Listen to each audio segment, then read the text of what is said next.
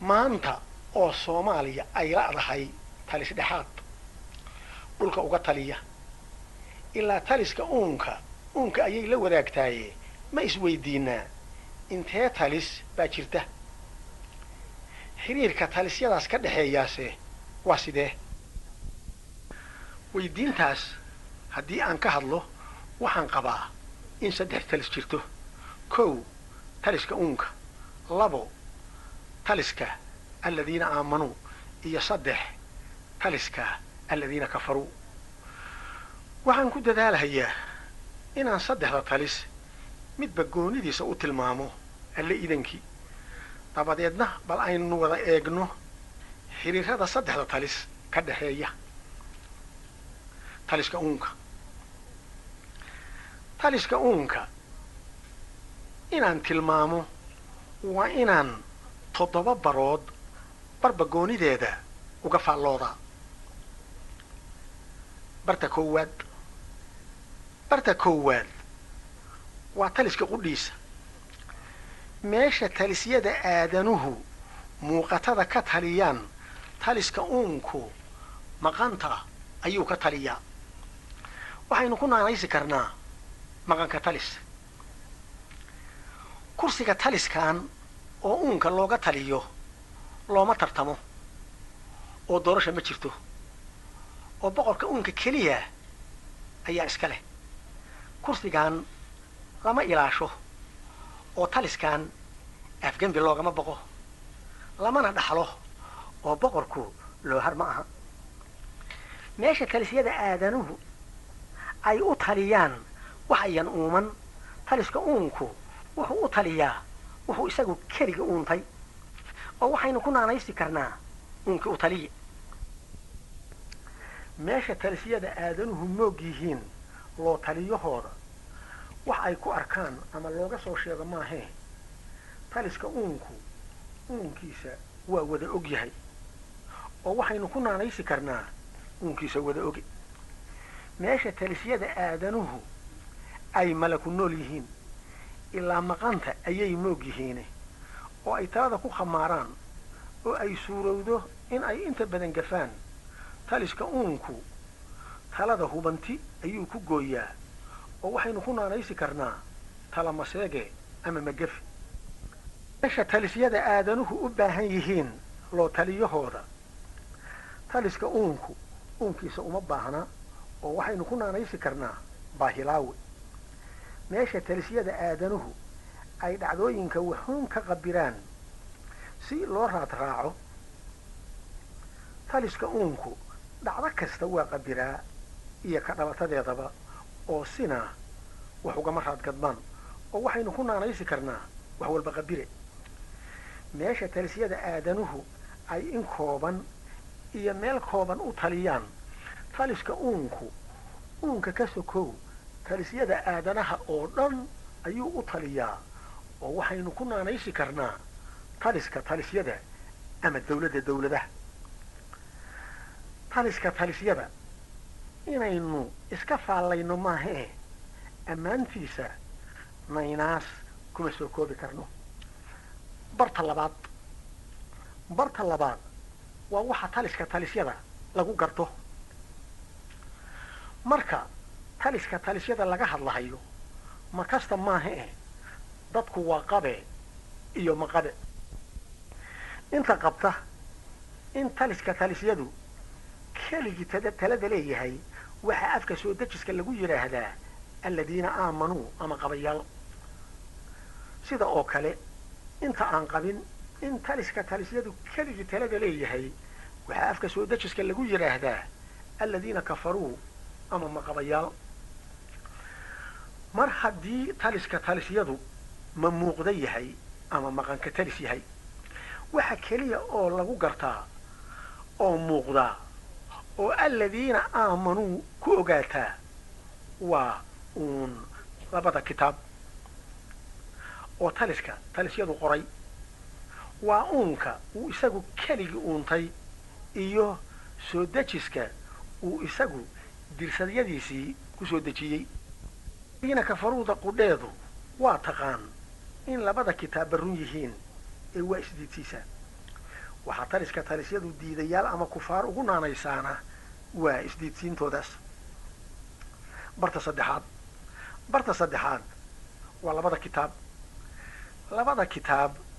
waa tii aynu niri waa uunka iyo soo dejiska samada. waxaynu kaloo soo niri labadaba waxaa qoray taliska talisyada. kitaabka uunka ah boggi oo aad fiira ku daawatid, ama suurad soo dejiska ah oo aad fiira ku dhegaysatid ayaa aladiina aamanuu ku qori karta. bal iyada oo dayr aaranihi ay hortii da'day, xays wanaagsanina ka dambeeyey, oo aad degmo dhow deex uga soo sahamisay, oo aadan daalanayn, duulna aadan ka baqahayn, oo ay gelin dambe tahay, oo aad dudun kur dheer ka taagan fuushid, oo aad saray daydid, mase waa cirday cagaar ah oo saxar laga dhowray, oo aad galbeed daydid, mase waa diilimihii mooda galabeed, oo sagaladii waa beriga sallaaba, oo aad badda daydid, mase iliku wareertay ayaa cirkii lagu daruuray, xaaxiyaal galoobaxa hayana xidigo ayaa lagaga dhigay, oo aad waqooyi daydid, mase waa dir ugaareed oo deegaan loogu deeqay, deero, cawl, dabataag, sagaaro, biciid, goroyo, oo aan midna mid daarahayn danna uusan ka lahayn, oo aad dudumada ka soo degtid, oo aad dhirta qaar daqantid, oo mid dhiig soo daahiyo, midna caano, mid subag carfoon, midna carun, oo aad dhaqaaq joogsatid, oo dhir kale oo aad dugga ka martay ku daandaansato, oo sidii dumar uunsi shitay udug kugu sii dayso,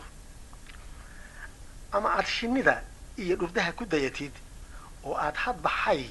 ama miro dhedhemisid oo dhadhan kaa tiro, oo aad cosobka iyo cayayaanka ku dhaygagtid oo aad ka caagi weydid, burcaddaad qoray oo qaboonada xays ku qaboojisay sal muggii u fadhiisatid, oo ay kugu dhalatay inaad dhacdiid ugu dangigsatid oo xoogaa fiiradu ku aamusiso, oo ay sidii iskuma taallo ku soo dhaafto. kitaab la bartaa waa uunka, maxayse kuugu taal in yar ayaa akhriyi karta.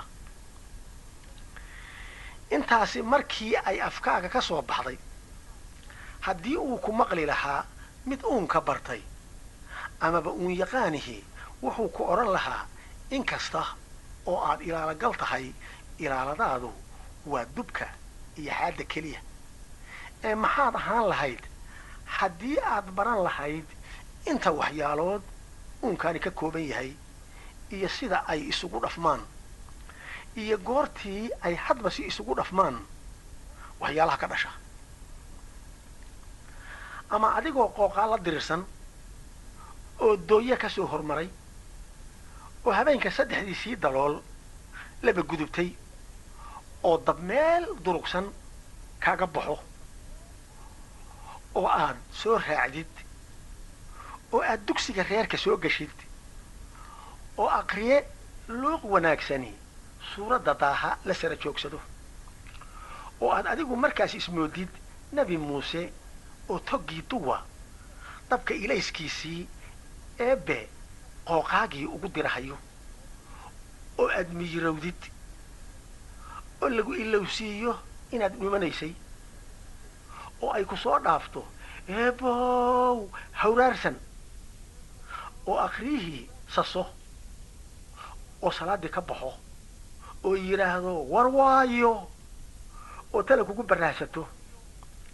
oo ay kaa soo fikarto shiikhow raalli iga ahaw, waxaan mooday in eebbaheen qooqaaga fircoonoobay ii dirahayo, oo akhriyuhu garto oo yidhaahdo waxaan mara ka ahay inaad kitaabkan baratay oo lagu garansiiyey. wuxuu raaciyey mindhaayara adigoo kale sida ninkan deexda sahamiyey ninkii bog uunka ah ilaaleeya oo usii fiirsada ama sida ninkan suuradda daaha dhegaystay astooyin soo dejiska ah u fiirsada wuxuu hubsanahayaa inaan taliska uunka talis aadane asaagsan karin wuxuu kaloo hubsanahayaa sida labada nololood taliska uun gooyey oo tan hore dhacdadii uga dhigay tan dambana ka dhalatadeedii